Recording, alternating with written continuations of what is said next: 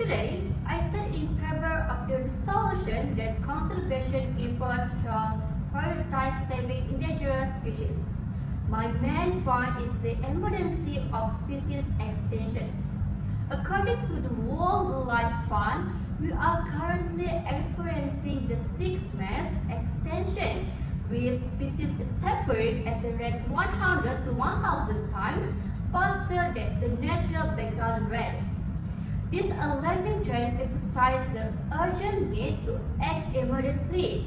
For instance, the passenger species was once one of the most abundant breeds in North America but became extinct in the early 20th century due to overhunting and habitat destruction. By prioritizing endangered species, we can implement targeted conservation efforts that directly address the threats these species face. The recovery of the California condor is a prime example. In the same conservation measures, including captive breeding and habitat protection, have increased the population from just 27 individuals in the 1980s to over 500 today. In conclusion, prioritizing endangered species conservation is crucial for preventing immediate extinction and set the stage for healthier ecosystem in the future. Thank you. Thank you, Ms. Aqilah. Now let's hear from the first speaker for the on-site, Ms. Nabila. Thank you, Ms. Kom, our beloved moderator, and thank you, Ms. Aqilah, for your points. While you focus on immediate extinction is valid, it overlooks a critical issue: the interconnectedness of species within ecosystems. Ecosystems are complex networks where the loss of one species can lead to a cascade of negative effects. For instance, the decline of bee population, a crucial pollinator, has direct implications for plant reproduction, affecting food production and biodiversity. According to the International Union for Conservation of Nature (IUCN), around 75% of the world's crops depend on animal pollination. By prioritizing entire ecosystem, we can protect the intricate relationships between species.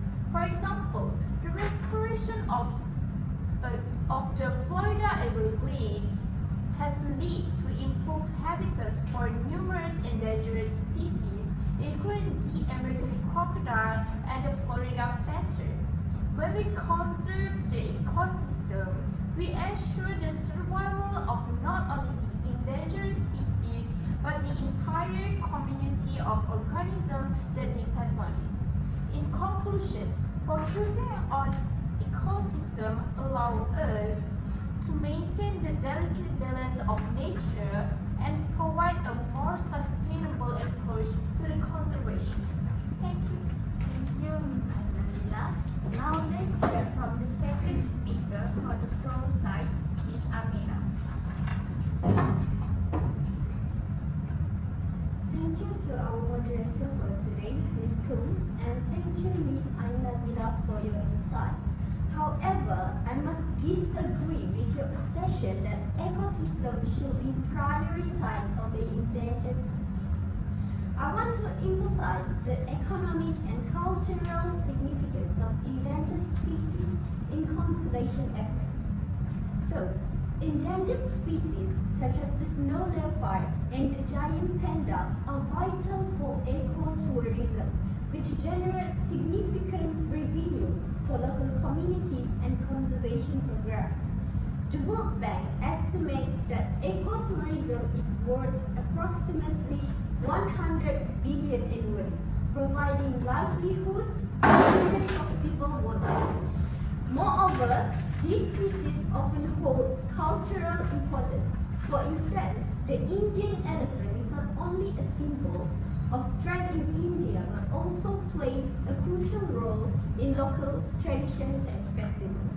Protecting such species fosters community engagement and support for broader conservation efforts.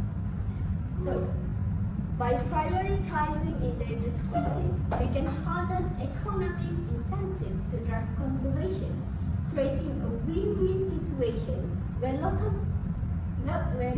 economies thrive alongside effort to save vulnerable species. Thank you. Thank you, Ms. Amirah. We will now hear from the second speaker for the on-site, Amalin. Thank you, Ms. Kum, and thank you, Ms. Amirah, for your speech. While you focus on economic incentives is interesting, it misses the bigger picture of long-term sustainability. Healthy ecosystems provide essential services, including carbon sequestration, water purification, and soil fertility. According to the United Nations Ecosystem Services, contribute an estimated 135 trillion to the global economy each year. Protecting entire ecosystems ensures these vital services continue benefiting all species, including those that are endangered. A great example is the restoration of mangrove forests, which act as natural barriers against storm surges and coastal erosion while supporting diverse marine life. In fact, a study published in Nature Communications found that restoring mangroves can increase fish population by up to 40%. This not only benefits the ecosystem but also enhances food security for local communities that rely on fishing. In summary, prioritizing the conservation of entire ecosystem is essential for maintaining the long-term sustainability of our planet and ensuring the survival of all species within those ecosystems. Thank you. Thank you, Ms. Amalin. Thank you to both sides for the arguments. We will now hear the closing speech that summarizes today's debate. Thank you everyone for the engaging debate we have had today on whether conservation efforts should prioritize saving endangered species compared to the ecosystem. On the pro side, we heard two arguments. The first one is immediacy of species extinction. The pro speakers emphasize the urgent need to address the rapid rate of species extinction, highlighting that species are disappearing at a rate 100 to 1,000 times faster than natural background rates. They provided compelling examples such as the recovery of the California condor. The second key argument is economic and cultural significance. The pro speakers also pointed out the vital role that endangered species play in ecotourism and local cultures, illustrating how the conservation can generate economic benefits and foster community engagement. On the con side, we have also two key points. The first one is interconnectedness of species. The con speakers stress the importance of recognizing the complex relationship within ecosystem.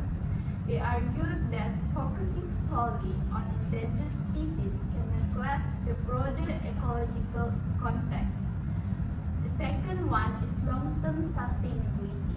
The con side also highlighted the need for a holistic approach, explaining how protecting entire ecosystem, ensure the provision of vital services that benefit all species, including the endangered ones.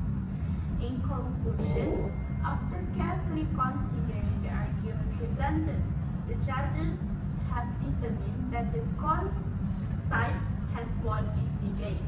They focus on the interconnectedness of species and the importance of long-term sustainability, underscores the need for a comprehensive approach to conservation. By prioritizing entire ecosystem, we can protect the delicate balance of nature, ultimately benefiting both endangered species and the ecosystem that support them. Thank you for your attention, and we appreciate your participation in this important discussion.